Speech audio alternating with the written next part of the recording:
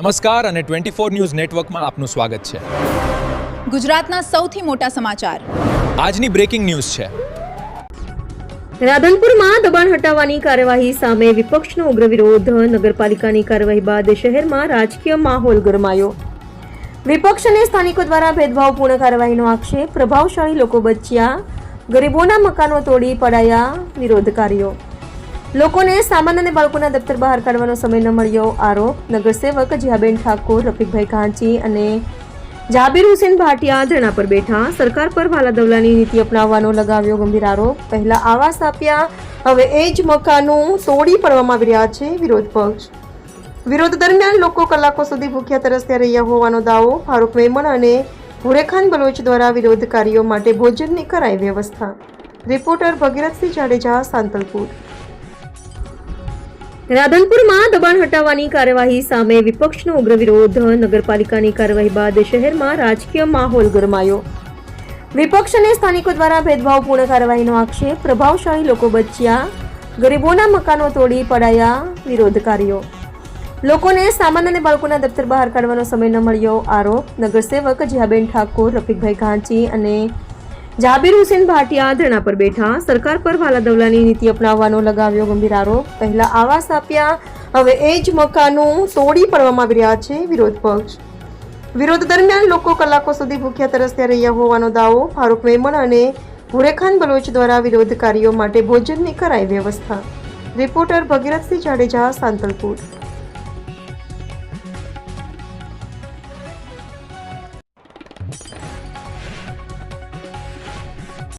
જે મકાન પાડવામાં આવે છે એ મકાનના નોટિસ આપ્યા પછી પણ વેરા લેવામાં આવ્યા છે। એમની આકારણી છે, એમના લાઇટ બિલો છે। 40 વર્ષથી અહીંયા આ પરિવાર વસવાટ કરી રહ્યું છે। તો અમારી સરકારને એ વિનંતી કરવા આવ્યા છીએ અમે કે સરકારને વિનંતી પણ કરીએ છીએ કે આ જે ડિમોલેશન થયા છે એમાં અડધી જમીન એમ કહો 50% જમીન નગરપાલિકાની છે અને નગરપાલિકાની કોઈ નોટિસ મળેલી નથી અને નગરપાલિકાએ એ જમીન ઉપર આવાસ યોજનાના મકાન પણ બનાવવા માટે એ ફાળવણી કરેલી છે।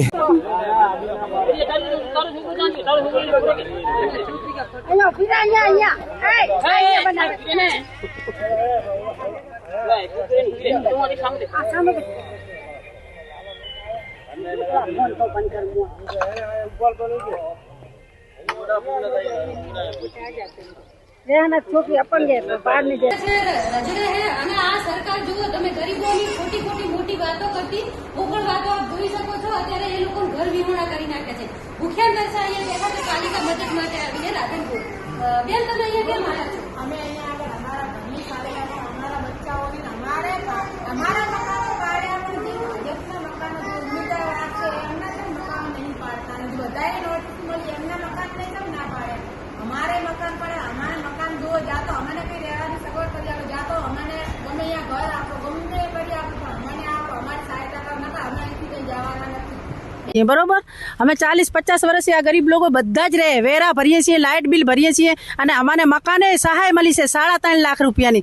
તો 3.5 લાખ રૂપિયામાં અમારા મકાન બને નહીં। અમે દાગીના કોઈ વસ્તુ વેચીને અમે મકાન સારા બનાવ્યા રહેવા માટે અને આ સરકાર ઉપર અમને ભરોસો હતો કે સરકાર ગરીબોનો આપે છે, પાડશે નહીં, એટલે અમે સારું મકાન બનાવ્યું જરાક એના માટે અમે આ મકાન બનાવ્યા હતા। કાલે અમને સેમન લેવા નહીં દીધું, અમારું નુકસાન કર્યું છે। પોલીસવાળા અમને દંડા લેડીઝો મારતી હતી, અમને અંદર જવા નહીં દીધા અને હવે અમારે ઉપર ચોમાસું આવે છે, આ તડકો છે, હવે અમારે જવું ક્યાં? આ નાના નાના છોકરા છે, લખવા વાળા કોઈ બુજુર્ગ છે, પછી બેનાના કોઈ મનબુદ્ધિના બાળક છે, હવે અમે જઈએ ક્યાં? કાલ બપોરના અમે બહાર છીએ, આજુબાજુ સેમન નાખ્યું છે, રાતે અલગ અલગ લોકોના ઘરે અમે હોવા ગયેલા છીએ બધા જ।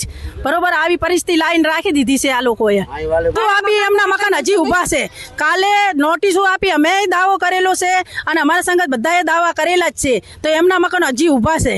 બરોબર, અને અમારા મકાનો પાડી દીધેલા છે, અમારા નાના નાના બચ્ચા છે આ બધા જ અને આ લોકોએ અમારા ઉપર ગદ્દારી કરી છે। આ ભાજપવાળા ગુંડા છે અને એમને અમારી આ પહેલે કહે કે તમારા મકાનો અમે બચાવશું અને આજે એ આયા પછી એમની સત્તા આવી નહીં, જીતીને આયા એના પછી અમારા મકાનો પડાયા છે, એમને ઉપર રહીને પડાયેલા છે।